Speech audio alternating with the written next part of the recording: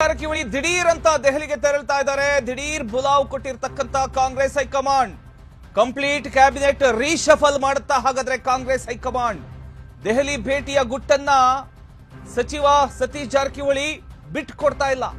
ನನಗೇನು ಗೊತ್ತಿಲ್ಲ ಅಂತ ಹೇಳಿಯೇ ದೆಹಲಿಯತ್ತ ಸಚಿವ ಸತೀಶ್ ಪ್ರಯಾಣ ಬೆಳೆಸ್ತಾ ಇದ್ದಾರೆ. ಕುತೂಹಲ ಮೂಡಿಸಿದೆ ಕಾಂಗ್ರೆಸ್ ಹೈಕಮಾಂಡ್ ನಾಯಕರ ಒಂದು ಭೇಟಿ.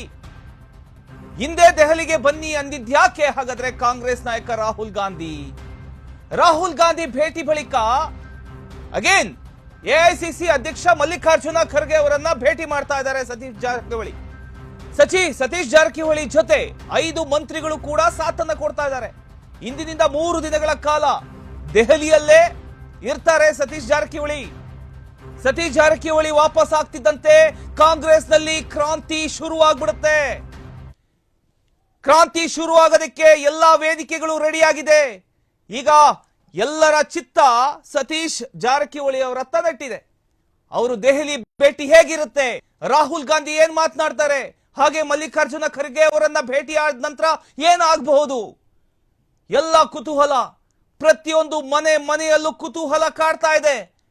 ರಾಜಕೀಯ ಭವಿಷ್ಯ ಏನಾಗಬಹುದು, ಯಾರು ಸಿಎಂ ಆಗ್ಬಹುದು, ಸಿದ್ದರಾಮಯ್ಯ ಅವರು ಸಿಎಂ ಸ್ಥಾನದಿಂದ ಕೆಳಗಡೆ ಇಳಿತಾರಾ, ಡಿಕೆ ಶಿವಕುಮಾರ್ ಅವರು ಸಿಎಂ ಆಗ್ತಾರಾ, ಜಾರಕಿಹೊಳಿ ಅವರು ಸಿಎಂ ಆಗ್ತಾರಾ, ಡಿಸಿಎಂ ಯಾರಾಗಬಹುದು, ಎಲ್ಲ ಕುತೂಹಲಕ್ಕೆ ಈಗ ಸತೀಶ್ ಜಾರಕಿಹೊಳಿ ಅವರು ದೆಹಲಿಯಿಂದ ವಾಪಸ್ ಆದ ನಂತರ ಕಾಂಗ್ರೆಸ್ನಲ್ಲಿ ಕ್ರಾಂತಿ ಶುರುವಾಗುತ್ತೆ.